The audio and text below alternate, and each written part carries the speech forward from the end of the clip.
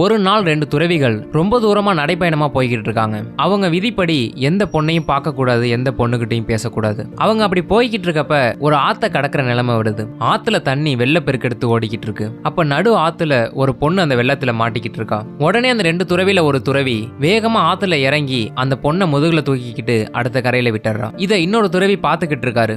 அவரும் ஆத்த கடந்து வந்துடுறாரு. ஆனா அந்த இன்னொரு துறவிக்கு அது மனசுல உறுத்திக்கிட்டே இருக்கு. நம்ம விதிப்படி எந்த பொண்ணையும் பார்க்க கூடாது, எந்த பொண்ணுகிட்டையும் பேசக்கூடாது. ஆனா இவர் அந்த பொண்ணை தூக்கி கொண்டு போய் விட்டுட்டாரே. இதையே அவர் ரொம்ப நேரம் யோசிச்சுக்கிட்டே வந்துகிட்டு இருக்காரு. இது அவர் மனசை உறுத்திக்கிட்டே இருந்திருக்கு. ரொம்ப தூரம் போனதுக்கு அப்புறம் அந்த இன்னொரு துறவி அந்த உதவி பண்ண துறவி கிட்ட கேட்டுறாரு. அதுக்கு அந்த துறவி என்ன சொன்னாருன்னா, நான் அந்த ஆத்த கடந்ததுமே அந்த பெண்ணை நான் விட்டுட்டேன், ஆனா நீங்க இன்னும் அதை மனசுல சுமந்துகிட்டு இருக்கீங்க.